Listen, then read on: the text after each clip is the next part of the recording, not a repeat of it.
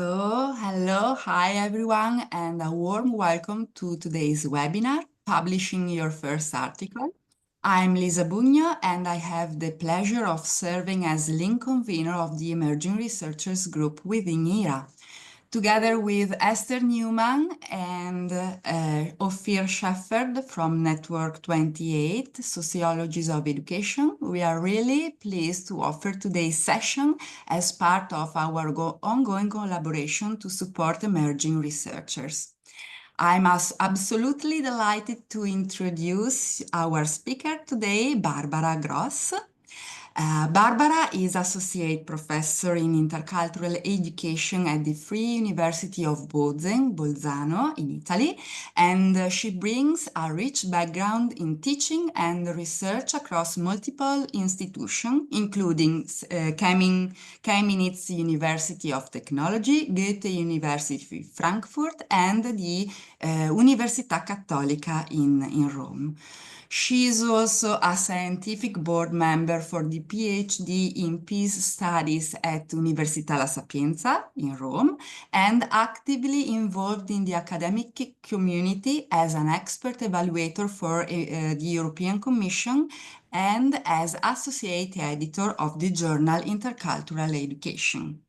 Her research focuses on topics we all care deeply about, so diversity, belonging, social and ecological equity, and the internationalization of education. Today, Barbara will share her reflections and hands-on advice on publishing your first academic papers, something that can feel like difficult at first. So I hope you are ready to take some notes and get inspired. While listening to Barbara's presentation, feel free to drop any question into the chat. We will come back to them at the end for a Q&A session and, of course, open discussion. Barbara, thank you so much for being with us. The floor is yours. Thank you very much. I'm very excited to be here today. Thanks to Lisa and the whole team for inviting me and to give this small webinar or short webinar on how to publish your first or also maybe your second or third article. So what we will do and talk about today, I will give you an overview, an understanding why is it important to publish at all. I think most of you already know that, but we will also see where you can publish. You have different options of publishing, and we look at mainly one, which is publishing in international journals. We will look at how you can choose the right journal for your paper. We will look briefly, it's not the main focus today, but we will also look briefly on what is important to have in your paper at the end before you submit it. You will get some insights on the submission and the reviewing process, and also some additional information about supporting strategies. And as Lisa also said, at the end, we will have time for questions and also discussion. When I prepared for this webinar, I was inspired by different works, especially these here, which might be also of interest for you. And you will find the references at the end of this presentation. So there are different books you can consult, you can use for your publication process. For example, this one, Scientific Writing and Publishing. Then you have Writing for Academic Journals, and also different websites of editors give you insights on how to get a research article published. For example, here in the middle of the slide, you can see the advice from Taylor and Francis. I also have published some papers on different academic cultures. So what is different in different nations when it comes to publishing, and this may also affect your decision on how and where to publish your paper. And I will speak about these publications in a minute. Before diving into writing, it's crucial to understand also the academic publishing landscape. Publishing is a critical process. You know that it's a long process. It's not something that you can decide today and tomorrow it's done. So it's a really long process, and it's a very interconnected process. But it's very important for you, for your career, that you have a strategy on how to disseminate research findings, and if also to decide how is it reviewed, how is it reviewed, and how is it validated. So we can really say that academic publishing plays a vital role in sharing research findings, in constructing knowledge, and also in enhancing your professional standing. So you may have heard about publish or perish. It's very important for researchers, for academics, to have their research results published, not only for your own career, but also for the impact, because at the end, our aim when we do research is also to inform different stakeholders, to inform, or for example, in education, inform teachers about the outcomes. And you have the possibility to directly influence educational practices, but also teaching methodologies and educational policies at the end. I said that you have different possibilities to publish. There are different types of publications, and you might ask yourself, where is it important to publish? Is it more important to publish in books? Is it more important to publish edited volumes, book chapters in these edited volumes, or other possibilities such as conference proceedings, reports, and journal articles? Ideally, you will have a mix of different types of publications in your curriculum. The orientation and the tendency to prefer one type over the other is not only a personal decision, but it might be also influenced by national academic cultures. So we can see in research that there are different tendencies, and also depending on the discipline where you are working. In education, for example, we have a long history and tradition of publishing in books and edited volumes, while nowadays, in the last decades, we have a stronger focus on journal articles, and this is also which we will focus on mainly today. So we will look especially on peer-reviewed journals, so to publish articles in peer-reviewed journals. And together, these are the publications I referred to before. With different colleagues, we published a few works on different national publication strategies, highlighting that there exists some kind of different national publication cultures, so that in different nations, we have different ways of publishing in education. And we conducted for that a bibliometric analysis using the examples of Italy and Germany. And there we could find differences in the publication strategies. And we saw that these are also linked to different institutional, but also individual evaluation processes and priorities, and thus also referred to the career advancement requirements.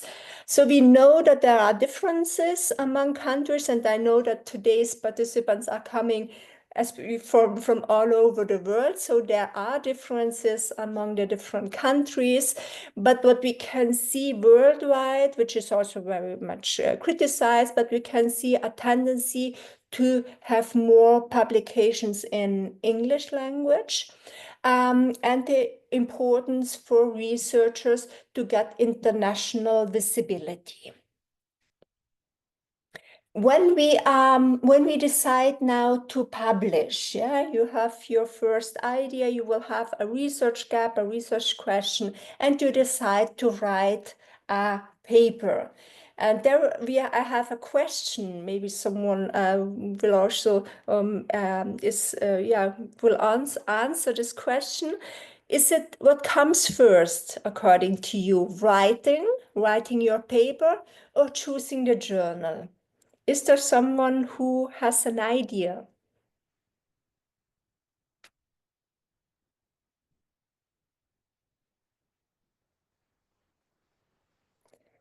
I know it is a very difficult question, and I would also say that maybe you didn't answer because there is no clear answer to that question.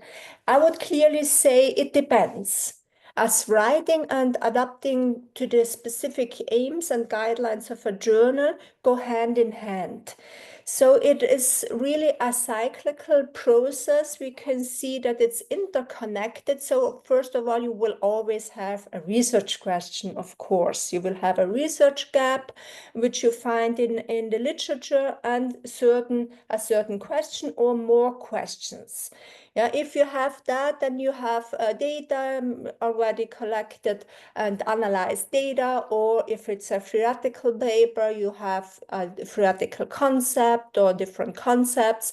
And then you will already think about possible journals, because you know that the journals have different orientations, different themes, different perspectives they want to integrate, especially when in their journals. So you will already think about where could I publish my paper.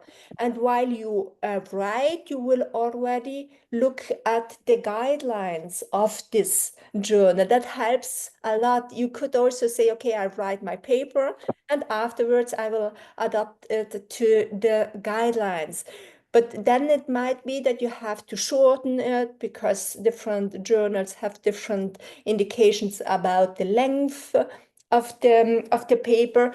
And it helps a lot if you already have a certain aim. Then you have the submission process, and for sure you will get the paper back and have a revision of the paper asked. And we will look at this process right now. So as I said, there is no clear answer, but I will start from choosing the right journal. So you have already an idea in your head, you have already the data collected, for example, and analyzed, and you look for a specific journal where to publish. Of course, there are a lot of different criteria you can use to choose your journal, but I will highlight a few one. The most important is to look at the focus of the journal, because we know education is a very large field. So we have different disciplines in the discipline, and many journals will not publish your paper, not because it's not good enough, but especially because it's not their focus. So take the time to really study the focus of the journal first of all. Look at what is the target audience.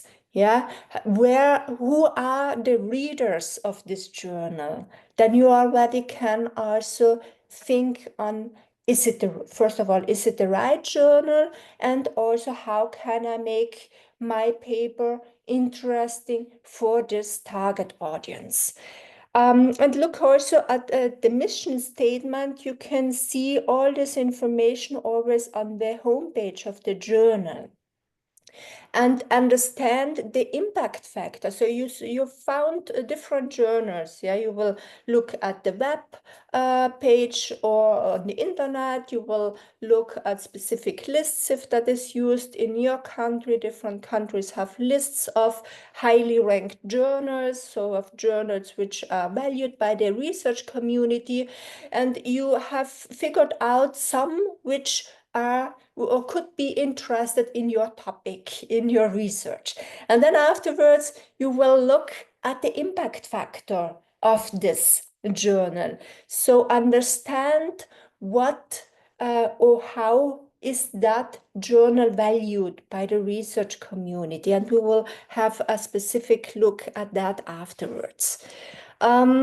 And align align with the journal aims. Every journal has specific aims, and you should try to address these aims. I have another question for you, and it is it better to publish in national or in international journals? And here again, I would say it depends. So it depends on really what is the aim and what also is the content of your paper. We know that there are certain aspects of education which are more interesting for a national audience, and then there are others which are more interesting for an international audience. But for you as an emerging researcher, it is certainly important to get visibility in your national framework, but also internationally. So really think about what is the aim of my paper, and is that more interesting for my national community, or is it more interesting for the international, or for both? Then you can also decide to have two different papers on one specific topic. So try to get a balance between national and international publications. And connected to this question is also the question of the language. So most of you are multilingual speakers, and so you have the possibility to publish in different languages. You might have a different national language, and you all know English, I assume. You may speak other languages which are important too. We know that English serves as a global lingua franca for academic visibility, but I think really that it's important that we don't forget also our national languages. It's also important to have something which is available in the national language, and so also available to other stakeholders, so not only for academics, yeah, for example, so that teachers get access to it, or also the larger community. Publishing in local languages enhances national engagement and accessibility, and while English is for the broader international or target group, accessible for this target group. We have, I said it's good to foster also national languages, but it's also an attempt to support decolonization efforts. It would be very problematic if we had only English publications at the end. I said before that a journal has always some impact factors, and also journals are ranked. Yeah, there are different metrics you can use to see if this journal is a highly ranked journal, if it's good for you to publish in this journal. And we have, first of all, we said you will check on the web, you will check on Web of Science, for example. You can check there what are different journals I might consider for my publication. Yeah, you can just write in there, for example, if you have also the links here. If you click on Web of Science here on this link here, then you get access to this to the database, and there you can insert. Maybe we can, at the end of this session, if there are questions, maybe we can look at it together. So you can, for example, put in intercultural education if you're interested in that, and you will get journals who are dealing with intercultural education. I will show you an example when I finish this presentation. And there you can also get information about the reviewing process, and also information whether there is a possibility to get open access publishing. Many universities, so open access is a good possibility for you to have your papers accessible for all, for all members, all those who can have access to internet. And therefore you have a wider dissemination and visibility of your research work. And many universities and also research institutes and the public entities support open access publications and have funding for it. So my advice would be ask your librarian about the possibilities and funding which is available in your university. And check also the eligibility criteria, because often they say the journal must have this, and this to get this funding. And then you will look also at the journal ranking. For example, there are different databases who give you information about the journal ranking. So you can have a look at Web of Science or also the Chimergo journal ranking. And what are those databases using? Normally they use the journal quartiles.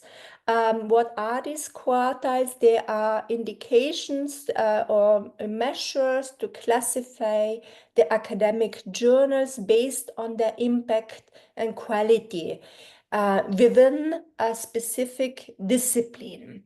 And they use the citations of the different papers in these journals.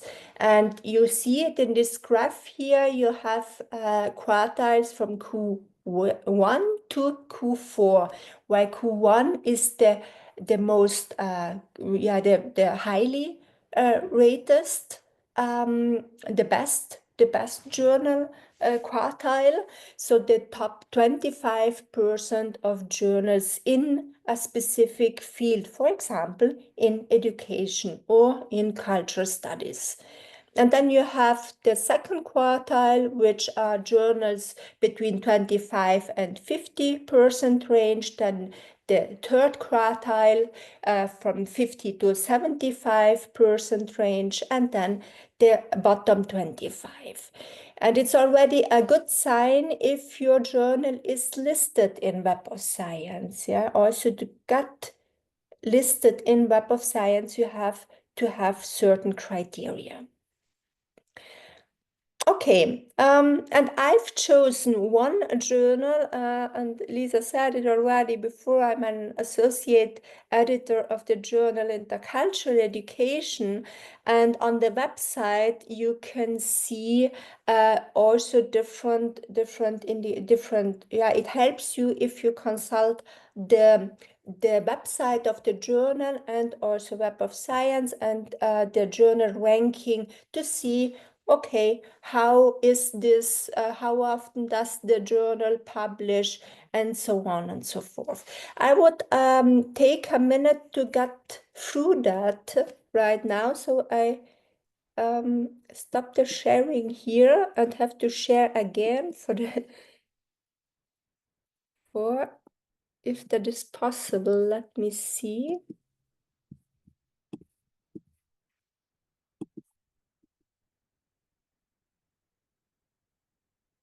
Okay, now you should see these are the links I put also in the presentation. Let me see if it is working.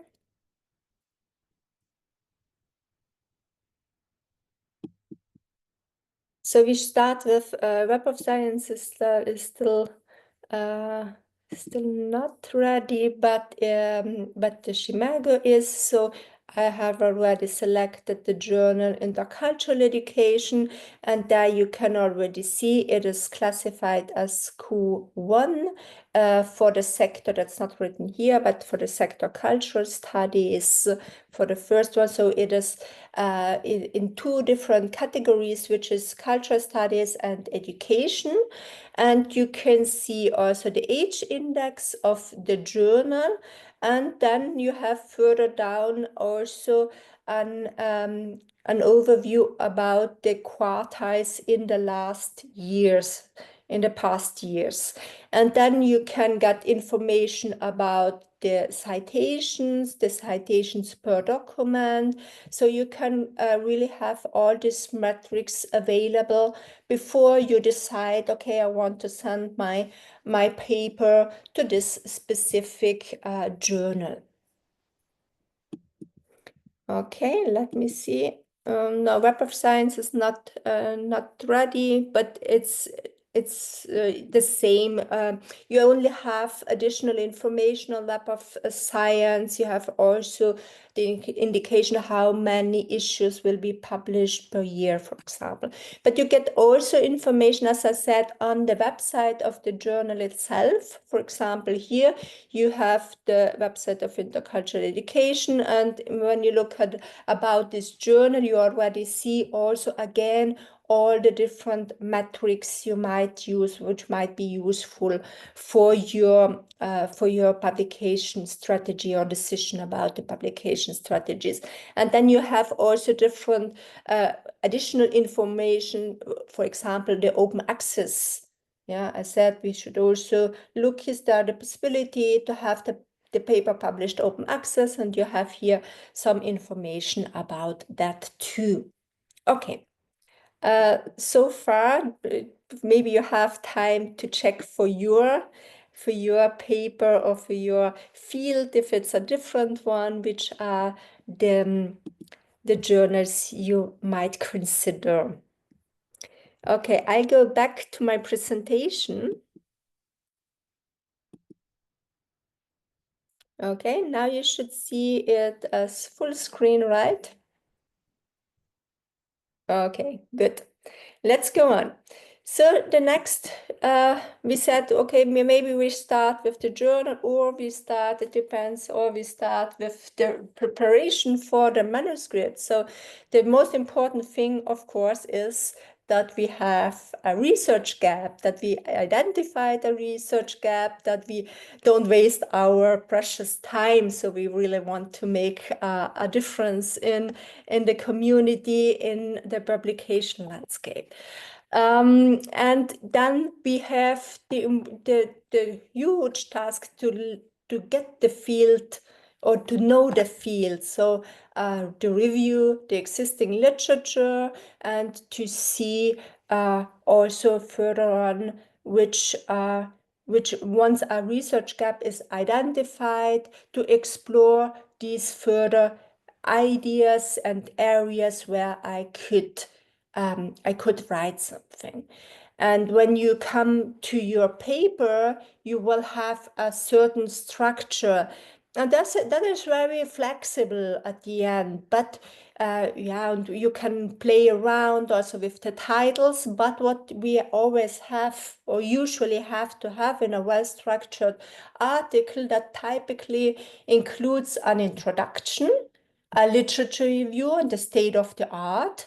Then you have a methodology and method section where you clearly design or clearly highlight what is your research design, what is the methodology, the methods used, and also the different steps of your study must be made transparent.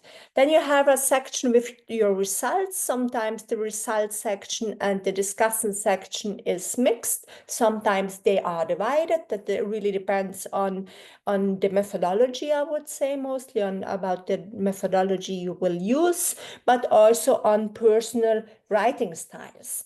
And then at the end, you have a conclusion in your article, in your paper, and where you again summarize the key points of the article, the key findings, and also reflect on what is needed now. So we have new research findings, and where can we as a community continue to work on to build new knowledge. Of course, what will journals and reviewers do? They will especially look at how rigorously have you worked on your paper. So is the research design well structured? Is it robust? Is the data analysis transparent? Have you clearly outlined your methods for data analysis and also the steps, and are the ethical guidelines of the journal and of the field also respected in your paper? And also with regard to the research participants, if there were any research participants. Nowadays, we have also the use of artificial intelligence, which is very useful. Yeah, and when we look at European guidelines, they promote the ethical use of artificial intelligence in research and also in publications. But what we have to do is to declare it. So very often when you then submit your paper, you will be asked if you have used artificial intelligence. Then you have to click that and declare that you have used it. So then you are very happy to have your paper submitted when it's the case. And then you wait sometimes weeks, sometimes you will not get an information the day after, you will get an information maybe a few months later. And sometimes it really happens that this is a very, very long process, because the journals will have to find suitable reviewers for your paper. Then the reviewers also need time to read, to reflect on the paper, and to write their feedback for you. So this is a long process, but eventually you will get also will also get, I forgot this slide, so I step back and just give you the information also to look at the guidelines of the journal. Yeah, the journals have always specific guidelines. They in the most cases they tell you what citation style you have to use, how many words you can use for your paper, and so forth. And they also give you information about the reviewing process. So if it's a blind or double blind reviewed. I will say a few words about the reviewing process afterwards. So really check if you have everything. Or in the most cases, you will, if it's double blind, you will have to submit a manuscript with your author details, anonymized version of your manuscript, and also a cover letter where you friendly introduce your paper, yourself, and say a few words about why is that paper interesting for this specific journal. And also supplementary materials, if you have data which can be shared, for example, you can upload that too, or send it if that is the case. Yeah, and before submitting, look at the formatting guidelines. If all is met, this will ensure your success. So this is also one point. If the editors see that the guidelines are not respected, also if you have a good idea, very good paper, but the guidelines are not respected, they can't send it for reviewing. So really take the time to check if the guidelines are respected.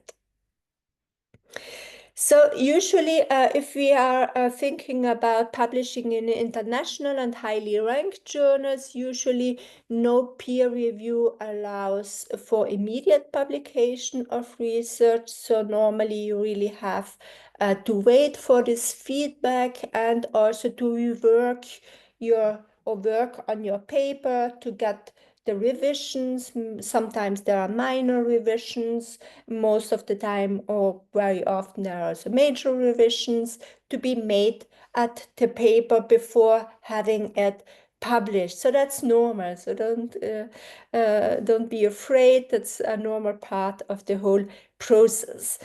The peer review ensures that the quality of your paper and also the validity of research is ensured, so that this is that the quality is high, and it is evaluated by experts in the field. We have the difference between blind peer review and double-blind peer review. So blind peer review keeps the reviewers anonymous, And this enhances the objectivity, yeah, because they feel freer to be critical or not critical.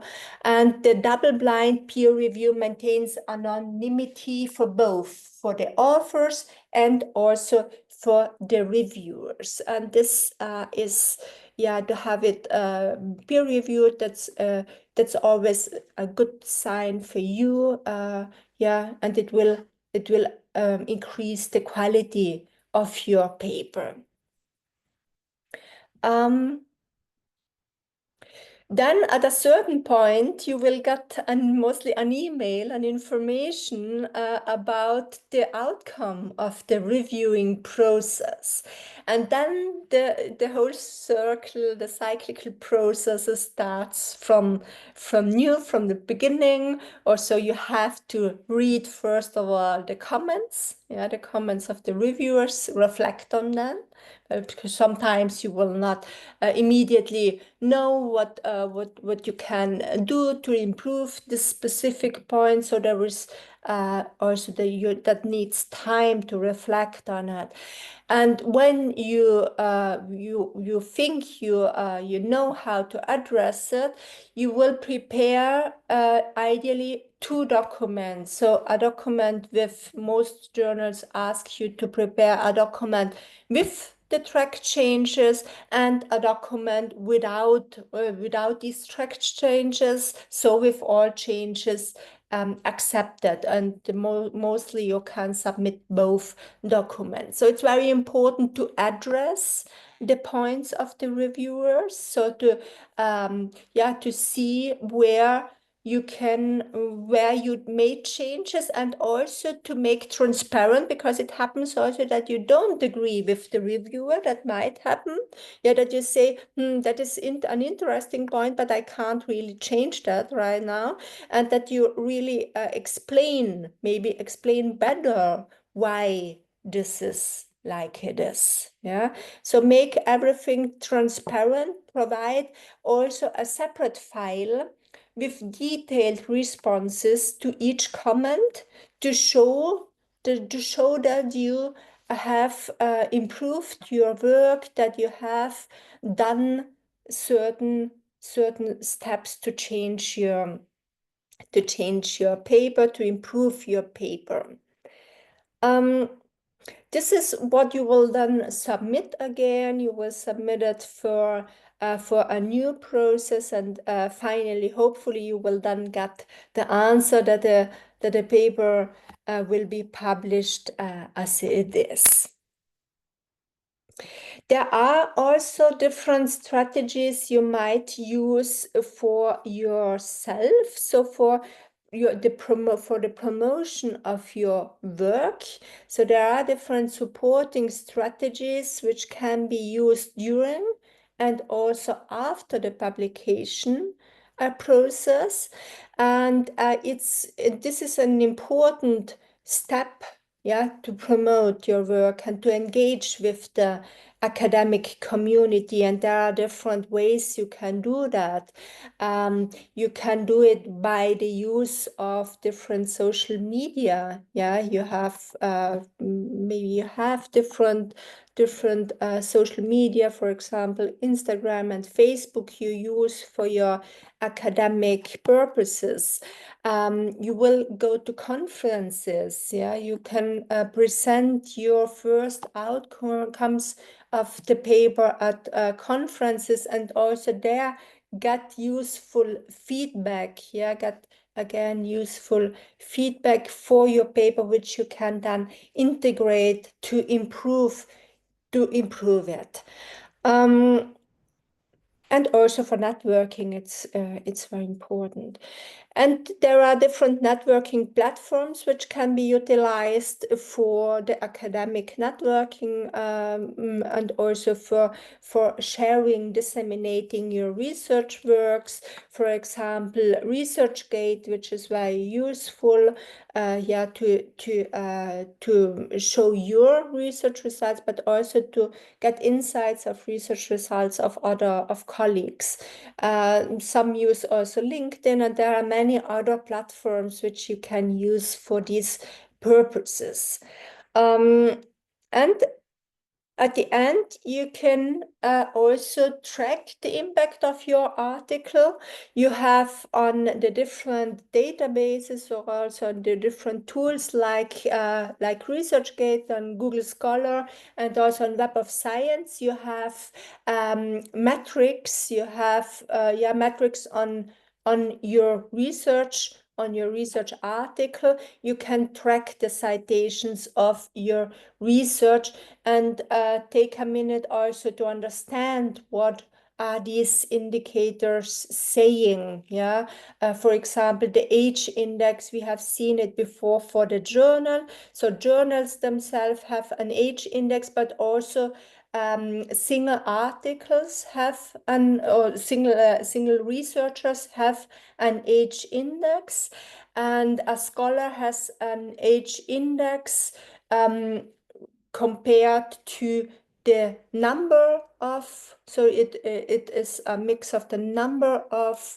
publications and citations. So if you have published, for example, 10 papers and 5 of them have been cited at least 5 times each, then you have an H index of 5. Yeah. So that is very an important step for you also to see how are my articles also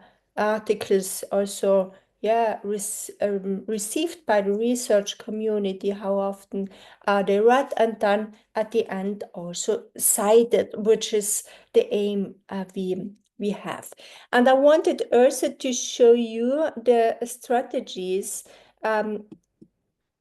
Let me share again the screen. Before, let me see if I can manage that.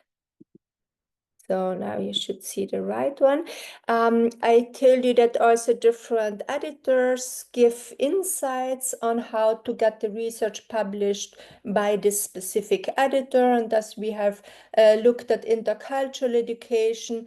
We have here from Taylor and Francis how to get an article published, but you will find similar information also on the website of SAGE. And here you have also a small video of it, and then you have 6 practical tips for publishing research articles, and I found that very interesting.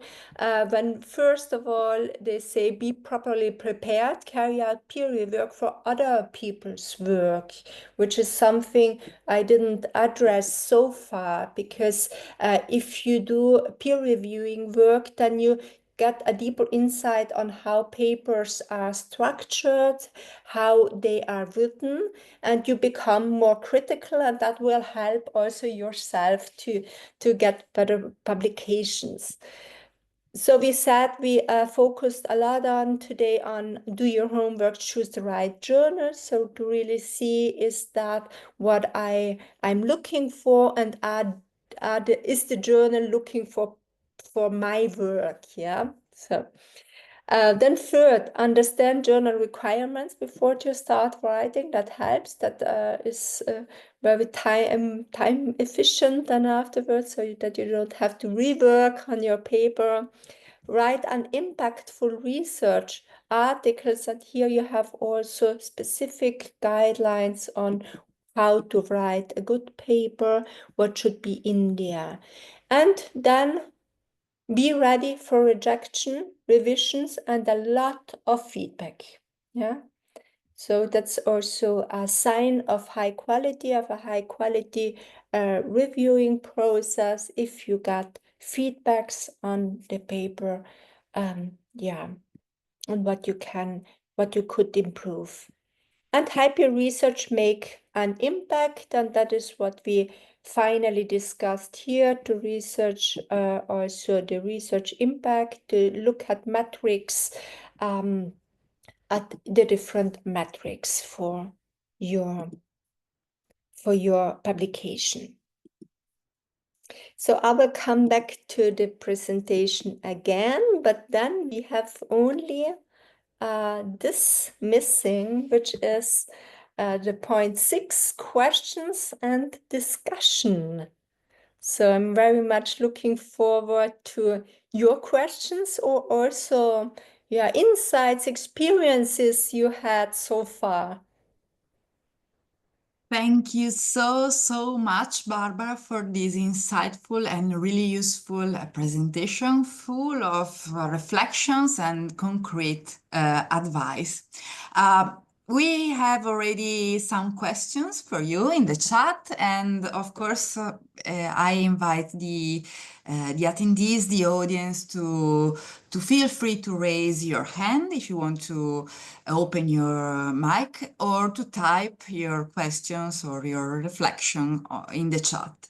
So let's open up the conversation. So if it's fine, I will read you, Barbara, a couple of questions. The first one is related to languages.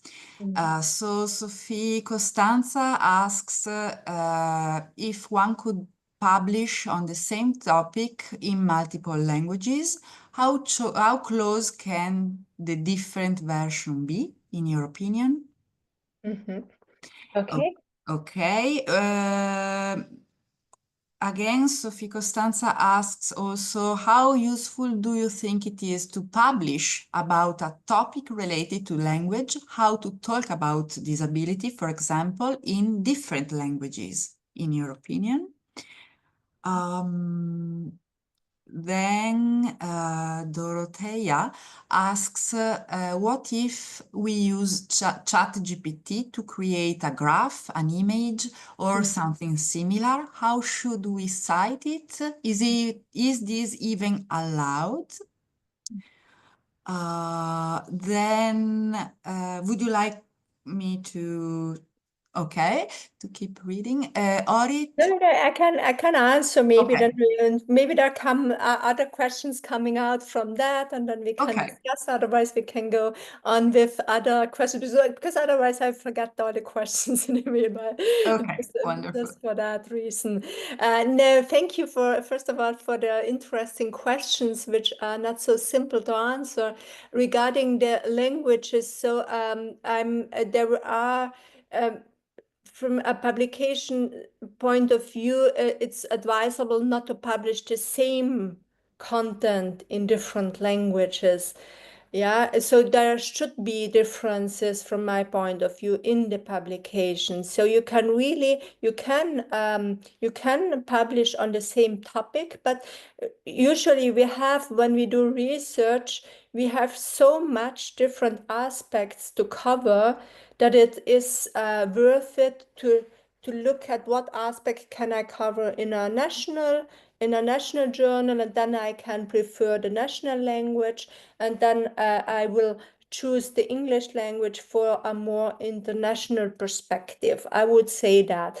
I've seen also publications where there is a direct translation of other publications, but then that is made transparent. So just write that this is a direct translation from another document, and then also the journal, if it's for a journal, then the journal will tell you if they are interested in publishing that, and also if you have to ask the other editors if this is allowed. So really look at the contract you have with the different editors, yeah, because that's very often it's also already in your contract that it's allowed or not allowed. Yeah, that must be then also checked before you go on with your publication. Yeah. And with regard to ChatGPT, there is this possibility to create graphs, and sometimes the graphs are also very useful, and you can use them. It's important to cite it, yeah, that it's created by ChatGPT. You can, first of all, if you submit it, I would advise if you submit it to a journal, just make a footnote. This graph has been created by ChatGPT. PPT. And then also the editing team will tell you if that will be included, if it has to be included in the publication. But please, please just write it in this first draft for the journal. Okay, thank you, Barbara. Orit asks, if I submitted an article to a journal and have not yet received a response, when is it legitimate to inquire about its status, in your opinion? Okay. Also here, check the website of the journal. Very often there is something written how long the peer review process might take. Yeah. And if it's not, sometimes it's not written on the journal website, then you can directly ask them. Yeah. I would say after 3-4 months, you might also write an email to the editor in chief and ask for information. Wonderful.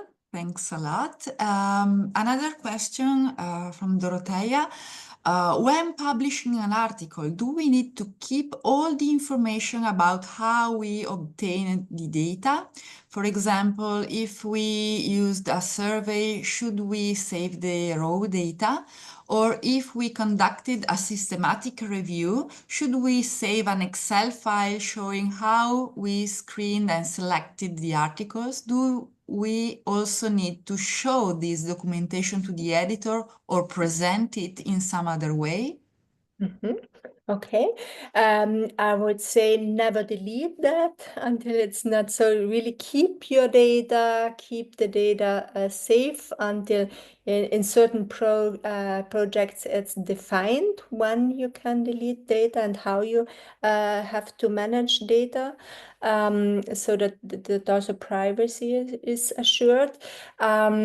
You don't you don't have to send the raw data to the editors. Yeah, but the reviewers might ask you something here related to your results, to your data, and then very often it's the case that we ourselves, after months we don't know anymore how was that specific aspect, and we have to check again. So very often you have to get back to your data. Yeah. Okay, so Teresa asks, is it acceptable to disagree with some of the revisions? In such cases, is it possible to respond and explain my point of view? Yes, that is very often the case, because very often we think that we explain something very clearly, but then when we get the review, we see that that's not the case. Yeah, that we just stepped by or just informed our reader very briefly about one aspect, and then we see from the comment of the reviewer that this is not the case in our paper, in our data, specific aspect, and then we can't really address this specific point in our paper. And therefore I said, please prepare an answer sheet for the reviewers where you clearly also answer their questions and the issues that emerged from the reviewing process. So if you don't agree with a certain point, you don't have to change your paper and make it fit for the reviewer, but it's a process where you make transparent what you have done, and that you really see how can I explain something better so that these issues don't arise. So yeah, you can be in disagreement with the reviewer, but just please answer them in a friendly way and show them why you don't consider this aspect in the revision of your paper. Excellent. Thanks a lot. And finally, we have two more questions that are related to rejection. The first one from Veronica. What to do if my article is rejected?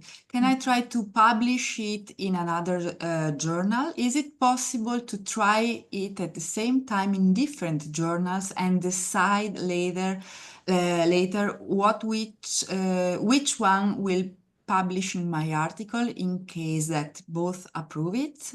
Mm. And the other one is from Orit. If I receive a desk rejection, what should I do before submitting to another journal? What can I learn from the rejection? Okay.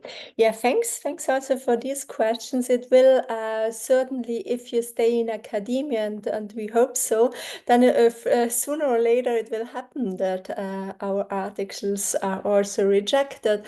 And it's usually you declare when you submit. And usually you submit through a platform, and there you have to declare that you don't send the publication to another journal. So please send it only to one journal. Wait, I know that one would think, okay, I send it to three different, one will publish it, but it's usually not allowed. So that only send it to one journal, wait for their feedback, see if they publish it, and if they reject it, decide to send it to another journal.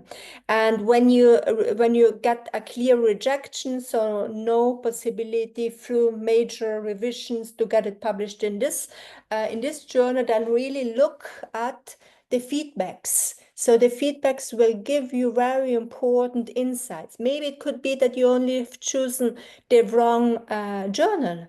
Yeah. If it's like that, if the journal is not the right one because the focus is another one. So, for example, you focused on language acquisition from a more linguistic point of view, but you send it to a journal of multicultural education, they might not publish it because of that, because they are not so much interested in language acquisition as you are. Yeah, and if this is the case, then it might be that this solution is to see if you find a journal that suits your article better.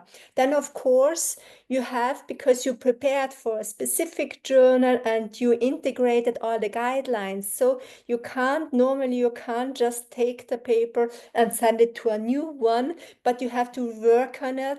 So to really study again the guidelines of the journal, to see how you have to cite, how many words you can use, what is the focus of this journal. So there is another process of improving. And if it's not that you've chosen the wrong paper, but also the quality is not high enough, then just see how can you increase the quality of your paper where there are certain very important aspects missing. For example, you did not sufficiently address your methodology and the methods used, then you can integrate that. So really use that the feedback of the reviewer to improve your paper, and see where you can submit it again, or if the focus, if there is the focus, there is another focus, if there is a more national focus, for example, if you think, okay, maybe this is a topic where my national community is more interested because it's very specific for this community, then you can also decide to send it to a national journal. Yeah, so really look at the reviews, I would say, in this case. Mm. Okay, wonderful. Are there any other questions for Barbara? Or also experiences so far. Yes, also experiences. Let's check.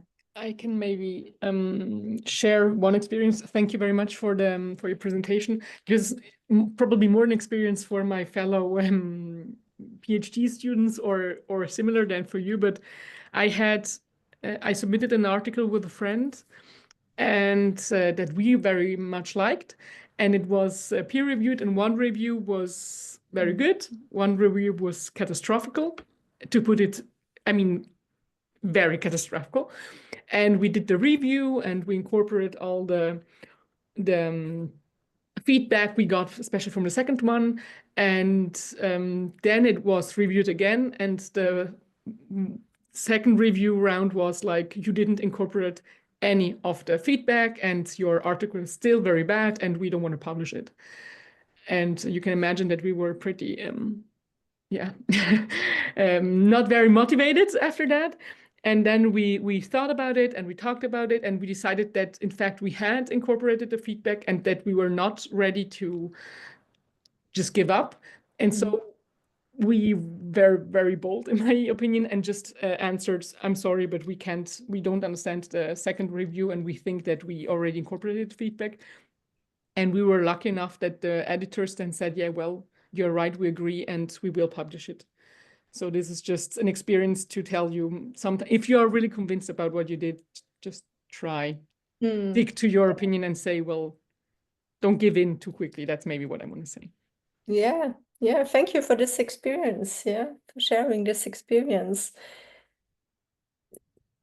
So very often, yeah, it's one gets really upset when it's rejected and all the work we have put in. So it's really it's frustrating sometimes, but that's part of our job, I would say. Yes, yes, I totally agree. Thank you, Sophie Costanza. There is also another question. Eleonora would like to know if there is a limit to the number of authors collaborating on the publication of an article, or if it depends on the journal criteria. Normally, I've never seen the journals have, but tell me if it's different. But I've never seen indications in journals on the number of authors, and it really depends on the discipline you're working in. For example, we know from psychology that in psychology it's very much used, but also in other fields it's very much used that you work in large research groups. In education, normally we have smaller research groups, but it's from my point of view and the experiences I made so far, there is nothing against publishing with colleagues. So normally it also increases the quality if you are in a larger group, because normally a larger group has different points of view and brings that in. So from my point of view, publish with your colleagues, that's totally fine. Think also of having some works published by your own. I would say this is a good. great advice. Okay, wonderful. Okay, thank you. Another one. Is it possible for an article to receive two conflicting reviews during a double review process? I would say yes, but Yes, it's up to you. that's also yeah, that the reviews are different. That's very often the case, yeah. And then one has to find a view or also a way to integrate both comments, but usually but I've experienced so far some researchers more focus on theoretical aspects, then the other one focuses more on the methodology and the methods. And so at the end, it's very or seldomly the case that you have very contrasting when it comes to content, to specific aspects that have to be improved in your paper. So normally you really can use both and merge them and just integrate the feedbacks of the different reviewers. But yeah, it's surely possible. And also what Sophie said before, that we have one very good and one very bad review. Yeah. Mm. Okay, so thank you so much for joining us today, and a special thanks to Barbara for such a generous presentation. It's been a pleasure to share this space with you, and we hope you are living with some useful insights and motivation for your publishing journey. We look forward to seeing you at our next event. And thank you all again for participating. Have a nice afternoon or evening or morning, depends on where you are connecting from. Thank you very Thank you, much. Lisa, and thanks to all. Thank you. Thank you.